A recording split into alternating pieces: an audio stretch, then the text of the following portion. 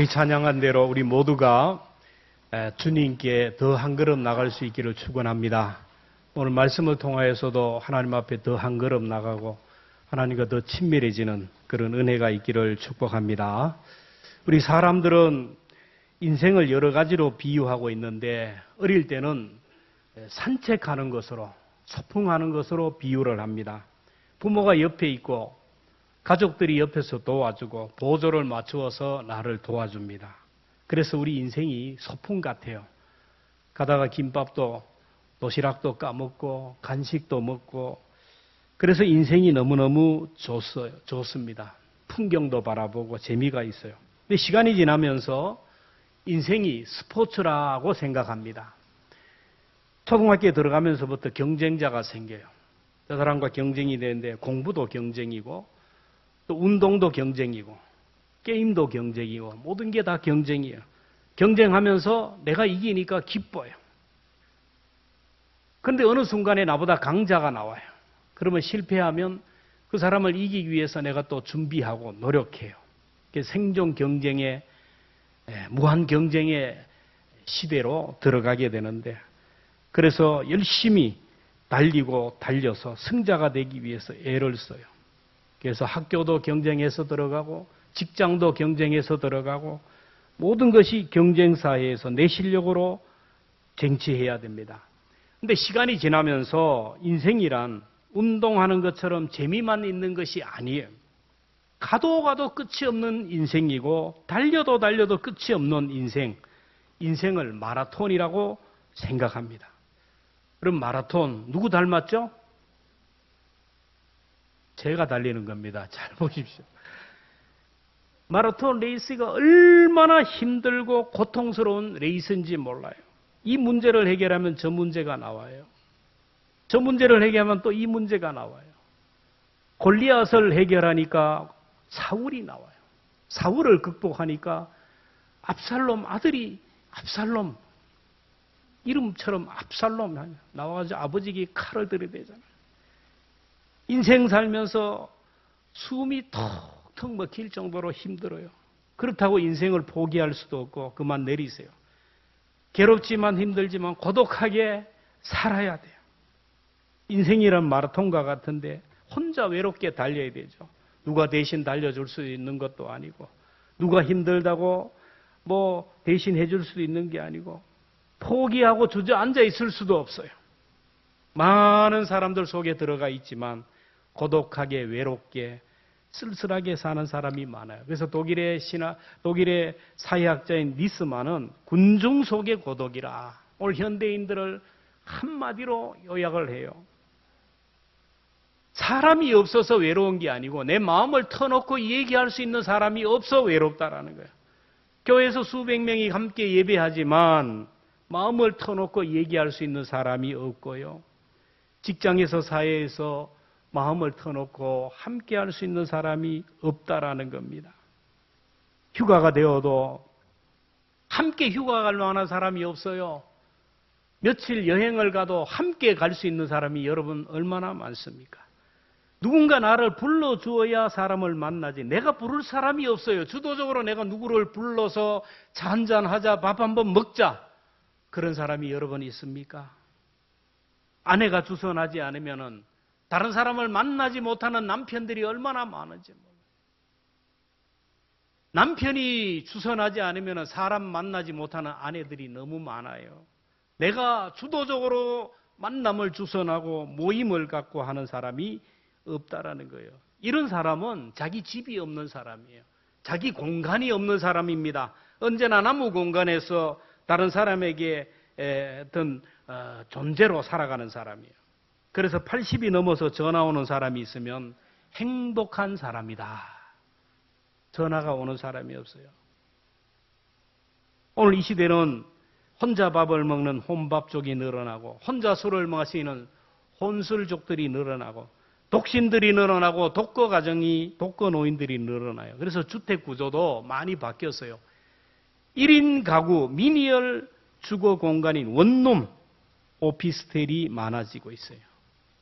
코리빙 하우스 시대에 살아가요. 코리빙 하우스라는 말은 한 건물이 있어요. 한 공간이 있는데 한 큰 건물에 같이 살지만은 개인 공간이 따로 있어요. 주방이나 거실이나 뭐 세탁실 같은 것은 공동 공간으로 관리비를 절약하고 저마다 개인 공간이 있어가지고 개인 침대, 개인 TV, 개인 욕실, 개인적으로 살아요. 1인 가구 제품들이 얼마나 많이 나오는지 몰라요. 소포장 식조, 식자료제가 나오고요. 여러분 가보세요. 옛날에는 수박을 한 덩어리 샀는데 지금은 그래야 하지 않아요. 반동거리 자라서 거기 반에 한 사람이 사는 정도로 팔아가는 시대예요. 이제 장례식도 빈소를 차리지 않고 영안실에서 곧바로 장지로 가는, 결혼식도 이제는 가족들만 모여서 하는 시대가 될 것입니다. 교회도요, 신방을 싫어해요. 왜 남의 집에 올라가냐, 이 더운데. 프라이버시, 자기 집을 보여드리기 싫다라는 거예요. 옛날에는 그런 게 없는데 가면 이 집보다 우리 집이 못한데, 이 가정보다 우리 가정이 신방 받고 나서 더 스트레스를 받고 열등감에 사로잡고 소외감에 돼요. 옛날에는 등록교인이 많았어요. 근데 지금 앞으로는 등록교인보다 출석교인이 더 많아요. 등록하지 않고 교회 간다는 거예요. 나를 알려고 하지 마라. 깊이 알면 위험하다. 자기를 안 드러내요. 내가 시간만 되면 교회 간다. 왜 전화하느냐? 내가 일이 있어서 못 가는데. 내가 직장이냐? 타치하는 걸 싫어해요. 교회 안 온다고 전화하면요, 내 아주 난리가 납니다. 내가 알아서 교회 가고 알아서 헌금할 테니까 너 타치하라는 거예요. 여러분, 너무 개인적으로 혼자 노는 것을 좋아하면 안 돼요. 사람 만나기 싫어하고요.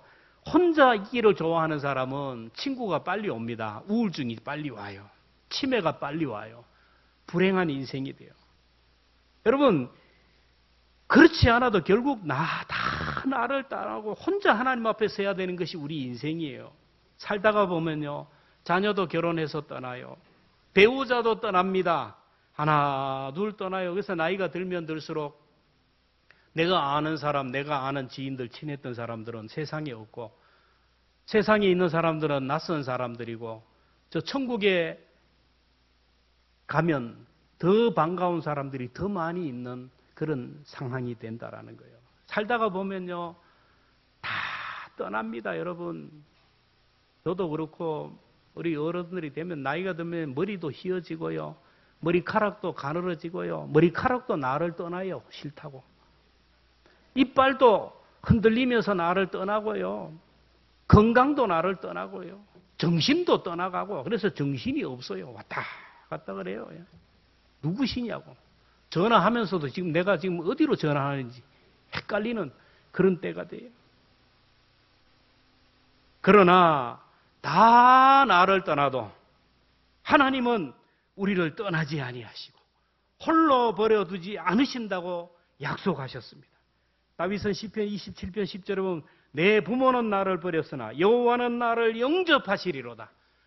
여러분 부모님, 여러분의 자녀들 믿지 마세요. 다 나를 떠납니다. 떠나요. 떠나고 싶어 떠나는 게 아니고 떠날 수밖에 없어 떠나가는 거예요. 다윗은 부모도 떠나고 친구도 떠나고 사랑하는 아들까지 배신하는 그 아픔을 경험했습니다. 그러나 다 나를 떠나도 하나님이 나를 영접한다. 그래서 그는 고백합니다. 내 부모는 나를 버렸으나 여호와는 나를 영접하시리라. 여호와는 나의 목자니 내가 부족함이 없으리로다. 이 다윗의 고백이지만 신약 구약 성경 전체를 한마디로 요약하면 임마누엘입니다. 하나님이 나와 함께 하신다. 이게 복음입니다. 예수님이 태어나기 전 730년 전에 이사야 선지자가 임마누엘의 복음을 전했어요. 여러분 이사야 7장 14절 함께 봅니다. 시작. 보라, 처녀가 잉태하여 아들을 낳을 것이요 그의 이름은 임마누엘이라 하리라. 이를 번역한즉 하나님이 우리와 함께 계시다 함이라. 이사야 선지자가 예언할 때 우리와 함께하기 위해서 하늘 보좌를 버리고 인간의 몸을 입고 인간의 세상에 오실 메시아를 예언했어요. 그분은 죄의 문제를 해결하고 죽음의 문제를 해고 죽음 이후 지옥의 문제를 해결하기 위하여 이 땅에 오셨어요. 근데 유대인들과 종교 지도자들은 예수님을 거역하고 사역을 가로막고 방해를 했어요. 종교 지도자들, 여러분 그 당시 제사장들, 바리새인들, 서기관들, 예수님을 십자가에 못 박은 사람이 바로 종교 지도자들이, 오늘로 얘기하면 총회장들, 노회장들, 당회장들, 장로님들이 예수를 죽였다라는 거예요. 그들은 다윗의 후손으로 오실 메시아를 기다리고 기다렸던 사람인데 막상 메시아가 오니까 알아보지 못하고 예수님을 핍박하고 거부하고 십자가에 죽였어요. 오늘 본문은 예수님이 사역 가운데 가장 힘들고 가장 고통스러운 때에 기록한 말씀입니다. 요한복음 7장, 8장은 이스라엘 백성들이 지키는 초막절 절기에 일어난 사건들을 배경으로 하고 있어요. 초막절은 전 세계에 흩어져 있던 유대인들이 예루살렘으로 돌아와서 초막으로 집을 짓고 우리가 초막절 행사를 했잖아요. 7일 동안 초막 안에서 지내면서 우리와 함께 하신 하나님께 감사하면서 예배했는데 초막절에 중요한 메시지가 두 개입니다. 하나는 물이고 하나는 빛이었어요. 초막절이 되면 제사장들이 신랑 못으로 가서 물을 길러와서 성전 밭 제단에 붓는 그러면서 정결 의식을 하는 거예요.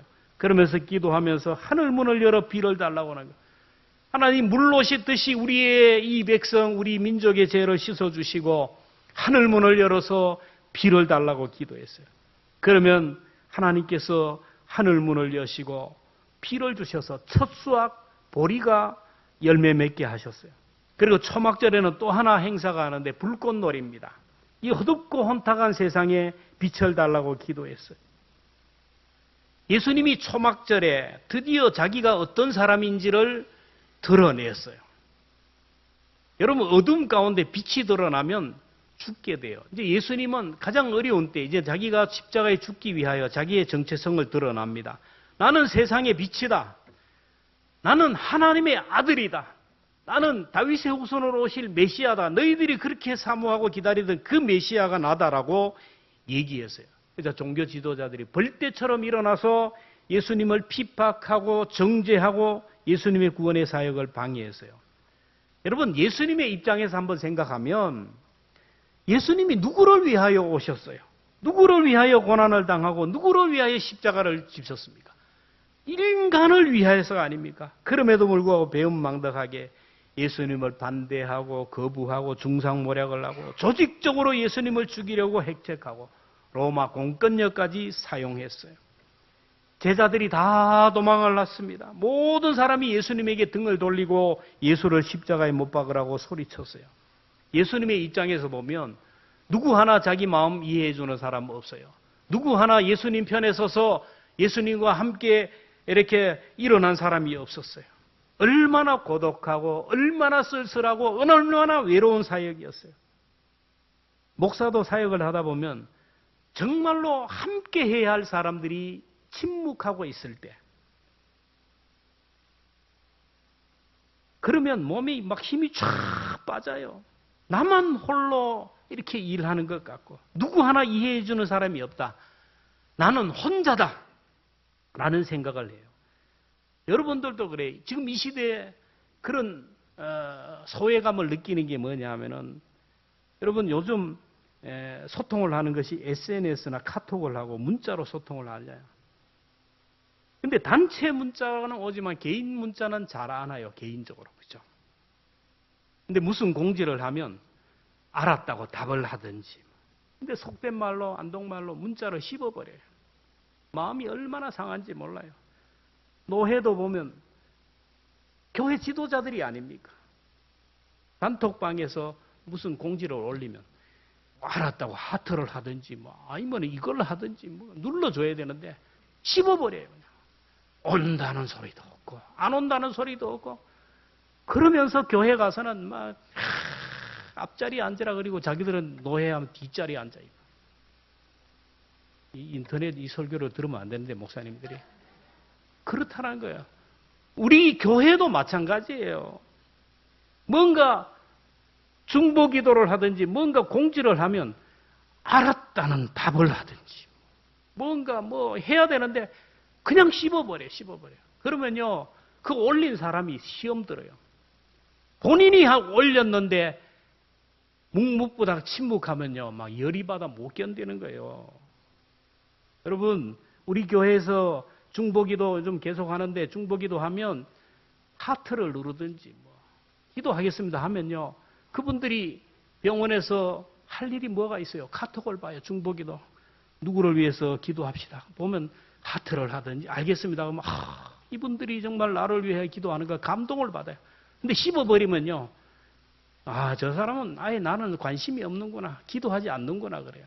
여러분 앞으로 목사가 설교를 하면 아멘으로 화답하고 장로님들이 기도하면 아멘으로 화답하고 찬양대가 찬양하면 여러분 아멘으로 화답할 수 있기를 축원합니다.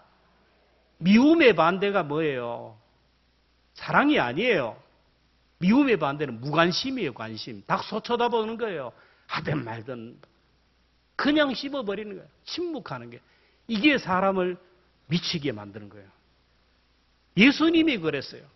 예수님이 인간을 위하여 이 땅에 오셨는데 반응이 없어요. 반응이 없어요. 마태복음 11장 17절 함께 봅니다. 시작. 우리가 너희를 위하여 피리를 불어도 너희가 춤추지 않고 우리가 슬피 울어도 너희가 가슴을 치지 아니야. 이스라엘 백성들은 어린 아이들이 보는 게 뭡니까? 잔치집에 피리로 막 춤을 추고 장례식 가서 아이고 그러면 막 이쪽에서 애곡하고 그 두 가지를 가지고 놀았는데 우리나라 말로 하면 아이들이 두 팀으로 와서 우리 집에 왜 왔니 그러면 저쪽에서 뭐예요? 꽃 찾으러 왔다 뭐 이렇게 왔다 갔다 해 재미가 있는데 이쪽에서 우리 집에 왜 왔니 그러면 저쪽에서 가만히 있으면 뭐가 되겠어요? 놀이가 안 되는 거예요. 놀이가. 요한복음 1장 11절에 자기 땅에 오매 예수님이 이 땅에 온데 자기 백성이 영접하지 않았다.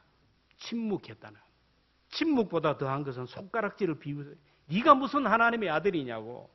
나사렛 촌놈이 무슨 메시아냐고.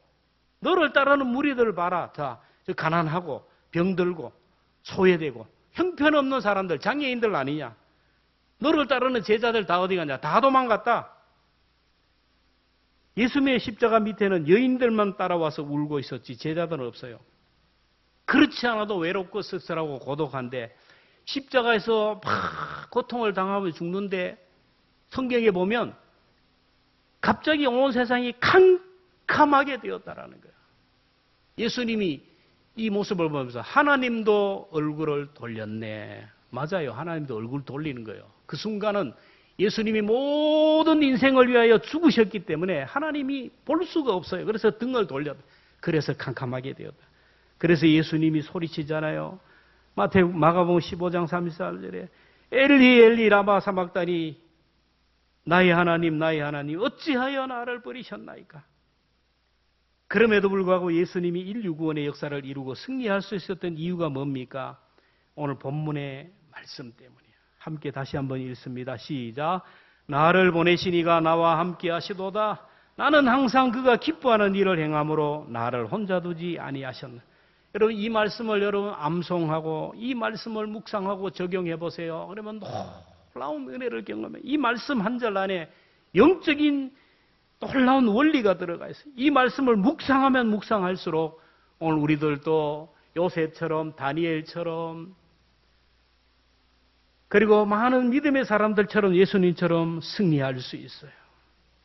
야곱도 형 에서에게 장자권을 빼앗고 도망하잖아요. 도망하다가 정처 없이 밤을 만났는데 루스에서 밤을 만났는데 얼마나 서러워요. 함께하는 사람이 없어요. 아버지도 버리고 어머니도 버리고 버렸다는 게 아니고 함께할 수 없어요. 호련단실 도망을 가다가 인생의 밤을 만났는데 울다가 자다가 울다가 자다가 하다가 밤에 잠을 자는데 밤에 하늘문이 열리며 사닥다리가 쫙 내려와요. 천사가 오르락 내리게. 그리고 하늘에서 음성이 들리죠. 내가 너와 함께 할 것이다. 아침에 일어나서 야곱이 한 것이 뭡니까? 제단을 쌓으면서 고백합니다. 창세기 28장 16절 시작. 여호와께서 과연 여기 계셨거늘 내가 알지 못하였도다. 평소에는 하나님이 나와 함께 하는지 하나님이 나와 동행하는지 모르다가 육체의 질고로 병원에 입원하고 보니까 하나님이 나와 함께 했다는 것을 깨닫게 돼요. 여러분 오늘 우리도 이런 하나님이 나와 함께 한다는 이 깨달음이 얼마나 중요한지 몰라요. 어느 상황 속에서 어떤 상황 속에서 하나님이 나와 함께한다는 걸 깨달은 야곱은 더 이상 두려움이 없어요. 담대하잖아요. 오늘도 야곱과 함께하신 하나님이 저와 여러분과 함께하시는 것을 믿으시기를 바랍니다. 공기는 안 보이지만 공기가 있듯이 여러분, 하나님은 안 보이지만 하나님은 여전히 살아계셔요. 오늘도 시퍼렇게 살아계셔서 우리의 예배를 받으셔요. 그 하나님이 보이지 않고 느끼지 않는 분들은 아직 등 따시고 배가 불러 그래요. 고난이라는 것이 오면요, 고난은 우리의 스승이에요. 고난이라는 것이 오면요, 우리와 함께 하신 하나님이 보이고 시퍼렇게 살아계신 하나님이 보이게 된다라는. 그래서 하나님이 때로 우리에게 고난이라는 스승을 보내요. 그래서 우리로 하여금 하나님을 보게 하고 하나님을 체험하게 한다라는 거예요. 예수님이 인류 구원의 사역을 완성할 수 있었던 비결, 첫째는 예수님은 나를 보내신 분이 나와 함께 한다는 확신이 있어요. 나를 보내신 분이 나와 함께 하신다.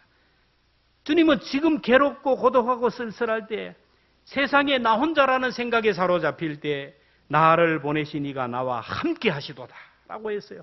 내가 하는 이 사역은 내 일이 아니라 나를 보내신 이의 일을 하는 것이고, 내가 지금 이 땅에 온 것은 하나님이 나를 보내서 온 것이고, 지금 내가 고통당하는 것은 하나님이 주신 일 때문이라는 것을 확신했어요.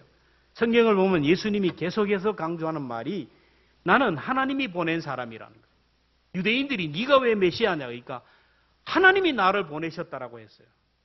요한복음 6장 38절에 보면 내가 하늘에서 내려온 것은 내 뜻을 행하려 함이 아니요 나를 보내신 이의 뜻을 행하려 함이라.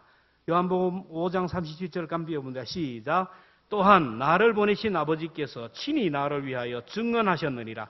8장 42절 시작. 내가 아버지로부터 왔습니다. 나는 스스로 온 것이 아니요 아버지께서 나를 보내신 것이니라. 17장 88절입니다. 시작. 아버지께서 나를 세상에 보내신 것 같이 나도 그들을 세상에 보내었고. 12장 49절입니다. 시작. 나를 보내신 아버지께서 내게 말할 것과 이룰 것을 친히 명령하여서. 예수님은 하나님이 보내서 이 땅에 왔다는 분명한 의식이 있었어요. 나를 보내신 하나님이 나와 함께한다는 의식이 있어요. 그래서 주님은 어떤 장애 속에서도 좌절하거나 절망하거나 포기하고 주저앉지 않았어요. 나라마다 대사가 있잖아요. 대사. 종로에 가면 미국 대통령이 보낸 주한 미군 대사가 미국 대사가 있어요. 대사가 있는데 북한 대사는 있나요, 없나요? 없어요? 있어요, 없어요? 이렇게 희미하면 어떻게 해요? 북한 대사는 없어요. 왜요? 우리의 주적이거든요. 도둑놈이거든요. 강도를 우리나라에 갖다 놓으면 이게 되겠어요? 북한도 우리 한국 대사가 없어요. 세계 여러 나라 대사들, 우리나라와 동맹을 한 국가들은 대사가 있는데 대사라고 같은 대사가 아니에요. 가장 힘 있는 대사가 누굴까요? 이재명 대통령보다 강력한 힘을 가진 대사가 누구예요? 주한 미군 대사예요. 미국 대사예요. 미국 대사를 건드리면 그 나라는 박살나는 거예요. 미국의 공권력으로 박살을 내는 거예요. 미국이 보낸 대사 얼마나 담대하겠어요. 세계 최강 미국의 공권력이 함께하는 거예요. 오늘 우리는 하나님이 보낸 대사들이에요.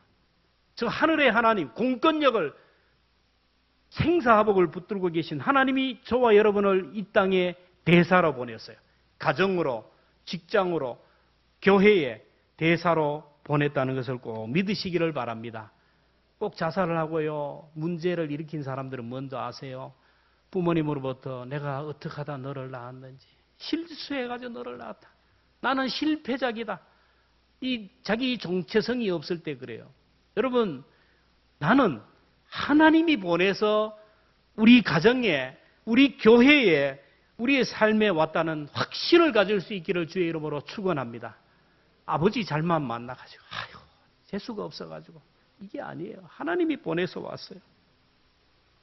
저는 하나님이 불러서 목사로 세워주시고 하나님이 저를 광성교회에 보내주셨다는 것을 확신하며 목회를 해요. 예수님이 나를 보내신 이가 나와 함께 하시다. 저도 이 고백을 하며 사역을 하고요. 여러분, 이 고백이 없으면요, 여러분, 이 고백이 없고 이 믿음이 없으면 사역을 감당하지 못해요. 하다가 힘들면 팽개쳐버리고 힘들면 그냥 포기해버리고. 왜? 내가 선택해서 왔는데 내가 왔는데 까지가 내가 마음에 안 들면 치우는 거예요. 근데 누가 보냈어요? 하나님이 보냈기 때문에 내 마음대로 안 돼요. 하나님의 뜻에 따라야 돼요. 아프리카의 선교의 아버지인 리빙스턴이 16년간 아프리카에서 선교 사역을 감당했는데 오늘의 아프리카로 보면 안 돼요. 그 당시 아프리카는 식인종들이 살아있어요. 사람을 잡아가지고 가마솥에 삶아가지고 아니면 모닥불에다가 구워서 먹던 시대예요. 리빙스턴이 사역을 하다 정글에서 사자를 만났는데 사자가 팔을 물어가지고 거의 다 떨어질 정도로 너덜너덜하게 되는데 그걸 꼬매었지만은 일생 그는 이 장애를 가지고 살았어요. 그가 그런 열악한 상황 가운데서도 사명을 감당할 수 있었던 비결이 무엇이냐? 사람들이 물을 때 말씀 2절을 그들이 제시했어요. 첫째는 내가 너희를 고아와 같이 버려두지 않겠다. 주님의 말씀 때문이고. 둘째는 세상 끝날까지 항상 너희와 함께 있으리라. 이 말씀. 이 두 말씀이 흔들릴 때마다 붙들어주고 이 두 말씀이 리빙스톤으로 하여금 일어나게 하고 전진하게 하고 승리하게 했다라는 거예요. 오늘 우리들도 힘들고 지치고 피곤하고 고달픈 광야길을 가지만은 그래도 또 한 번 이길 수 있는 것은 하나님이 나의 아버지가 되시어서 하나님이 나의 아버지가 되어서 나와 함께 하기 때문이 아닙니까? 우리 아버지는요, 육신의 아버지보다 더 나를 사랑해요. 우리 하나님 아버지는요, 우리 육신의 아버지보다 능력이 있어요. 우리 육신의 아버지는요, 나를 사랑한다 그러지만은요, 병원에서 나를 간호한다 그러지만 피곤하면 자요. 근데 하나님은 졸지도 않고 주무시지도 않아요. 우리 육신의 아버지는요, 뭘 달라 그러면 힘이 없어 못 해줘요. 근데 하나님의 아버지는 다 주신다고 했어요. 그 하나님이 고아와 같이 나를 버려두지 아니한다. 한순간도 내게서 눈을 뜨지 아니하시고 불꽃 같은 눈동자로 나를 지켜주신다라는 거예요. 하나님은 세상 끝날까지 함께 해주신다라는 이 믿음으로 승리할 수 있기를 주의 이름으로 축원합니다.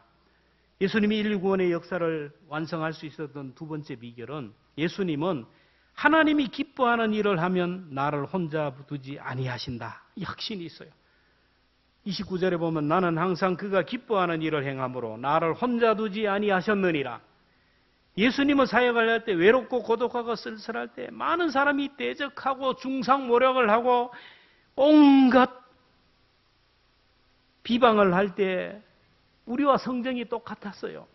똑같아요, 예수님. 그 성경을 보면 예수님이 잘 잡쌌어요. 건강하신 것 같아요. 그래서 얼마나 잘 잡섰는지 먹기를 탐하는 자라. 또 피곤해가지고 틈만 나면 머리만 대면 주무셨어요. 그만큼 우리와 똑같은 분이에요. 십자가에 못 박힐 때 여러분 안 아팠겠어요? 얼마나 아팠겠어요? 막 죽어가요. 사람이 마지막 죽어갈 때는 적어도 예를 지켜요. 근데 예수님이 십자가에 죽어갈 때 사람들이 뭐래요? 침을 뱉어요. 죽는데 침을 뱉고요.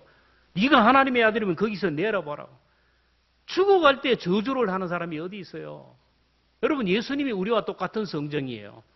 여러분이 죽어갈 때 막 침을 뱉고 욕하고 저주하고 모욕을 하면 여러분은 어떻게 하겠어요? 지금 누구를 위해서? 저 죄인들을 위해서 십자가에서 막 고통당하고 죽어가는데 밑에서 막 침을 뱉고 네가 하나님의 아들이면 내려와봐라. 네가 유대인의 왕이면 거기서 내려와봐라. 자기도 구원 못하면서 거기서 못 내려오냐 막 그래요. 보통 사람 같으면, 성인 같으면, 저 같으면, 여러분 같으면 그냥 그대로 죽겠어요? 못 죽죠. 하나님 5분만, 아니 30초만 내가 내려갔다 올게요. 탁 치고 내려왔다. 많은 사람 앞에 무릎을 탁 꿇게 하고 다시 죽겠습니다. 할 수 있잖아요. 근데 예수님은 그렇게 하지 않았어요.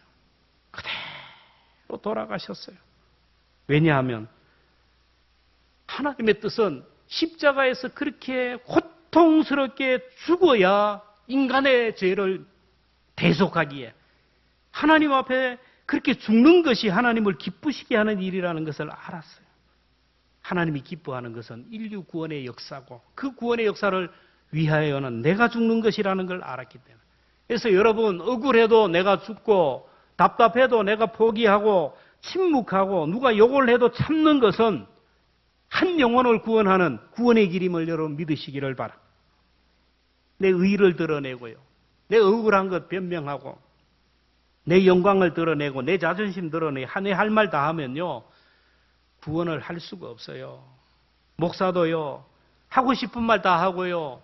자존심 다 세우고 내 의의를 드러내고 하면 절대로 영혼을 구원할 수가 없어요. 주님은 말씀합니다. 누가복음 19장 10절에 인자가 온 것은 잃어버린 자를 찾아 구원하기 위해. 예수님이 오신 것은 인류를 구원하기 위해서. 예수님의 관심은 오직 하나요. 그 영혼 구원하고 한 영혼 더 구원하기 위하여 그렇게 죽어가는 거예요. 저들이 욕을 하든 말든 나는 영혼을 구원하기 위해서 내가 죽어야 된다. 죽는 것이 인간을 구원하는 일이다. 하나님이 기뻐하고 하나님을 마음에 시원하게 하는 것은 내가 여기서 죽는 것이다. 내가 이렇게 죽으면 하나님이 나와 함께 할 것이다. 믿음이 있어요. 결국 하나님이 기뻐하는 일을 하시고 그렇게 죽으니까 어떻게 됩니까? 하나님이 3일 만에 살리시잖아요. 만왕의 왕으로 만유의 주로 하나님이 올려주잖아요. 대사로 파송받은 사람이 파송한 사람을 기쁘게 하면요. 그 파송한 사람은요. 늘 그 사람에게 집중해요. 회사에서 열심히 우리 사장의 마음에 들고 열심히 일을 하면요. 사장은요. 늘 그 사람을 지켜봐요. 안 오면 왜 안 나왔나? 어디 아프더나?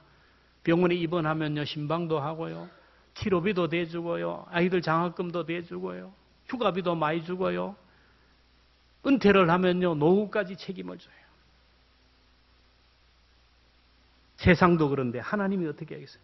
하나님이 기뻐하는 일을 하면요. 하나님의 시선이 늘 따라오고 하나님의 사랑이 늘 함께해요. 그래서 우리가 할 일은 예수님처럼 잃어버린 자를 구원하고 죽은 영혼을 살리고 약한 영혼을 세우는 이 사역밖에 없어요. 이걸 하라고 오늘 우리에게 생명을 주시고 건강 주시고 다 주신 거예요. 그래서 가라는 거예요. 성경에 보면 가라는 말이 120번이나 나와요. 그리고 전도하라는 말이 175번이나 나와요. 잃어버린 자들을 위하여 찾아가는 발걸음이 아름답다라는 거예요. 그 길을 가라, 그 길을 가라. 근데 우리의 삶은 어디로 갑니까? 그래서 어떤 사람은 그리스도인은 날마다 3가지 기적을 창출하며 산다라는 거예요. 첫째는 예수님을 믿는다고 하면서 성경을 거들떠보지 않고 믿는다고 한다. 성경을 읽지 않고 믿는데요. 이 기적이야. 둘째는 예수님을 사랑한다고 하면서 전도할 생각은 전혀 하지 않는다라는 거예요. 내가 누구를 전도해야 되고 내가 누구를 인도해야 된다는 생각 없이 믿는데요. 마지막으로 그럼에도 불구하고 예수 믿는다고 예수님을 사랑한다고 내가 믿음 있는 사람이라고 얘기하는 것이 기적이라는 거예요. 오늘 우리는 그런 삶을 살고 있지는 않습니까? 필리핀 선교사의 얘기를 듣고 저는 참 감동을 받았어요. 선교사로 간 목사님이 몸이 약하니까 선교사 사모님이 시장에서 닭을 2마리를 사와서 1마리를 푹 까와서 목사님에게 주었어요. 애들도 안 주고. 그리고 1마리는 끈에 묶어 놨어요. 다음에 먹으려고. 근데 이 닭이 끈을 부러져가지고 도망을 하는 거야. 사모님이 뛰어다니다 못 잡아. 목사님, 닭을 잡아야 되는데. 방에 있던 목사님이 나와서 닭을 쫓아다녀요. 근데 닭이 지붕으로 올라가는 거야. 닭 쫓던 게 지붕 쳐다보더니. 목사님은 닭을 잡기 위해서 지붕으로 올라갔어요. 이 지붕, 저 지붕 뛰어다니는데 목사님도 뛰어다녀.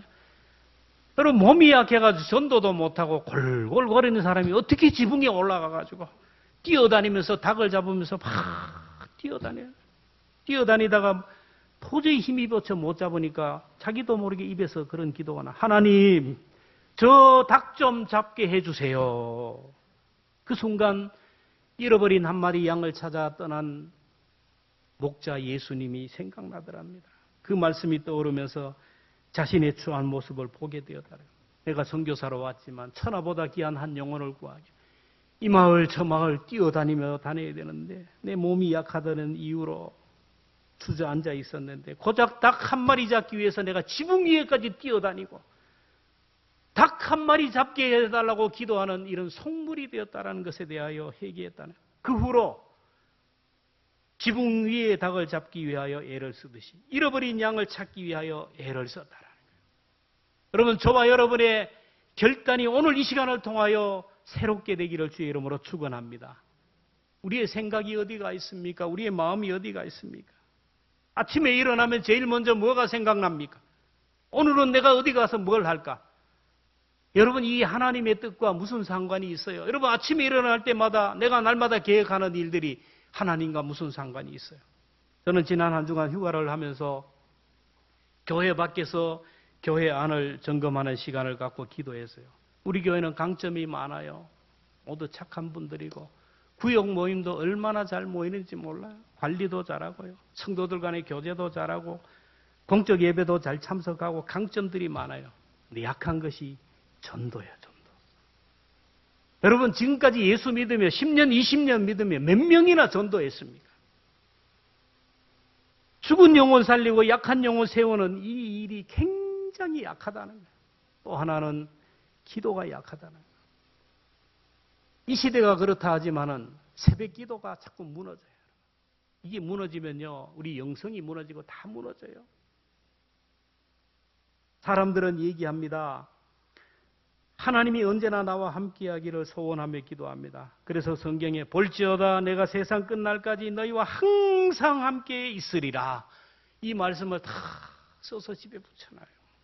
이 말씀을 좋아하는데 이 말씀은 아무에게나 함께 하시겠다는 게 아니에요. 전제 조건이 있어요. 이런 사람에게 하나님이 함께 하시고 이런 사람에게 세상 끝날까지 함께 한다라는 거.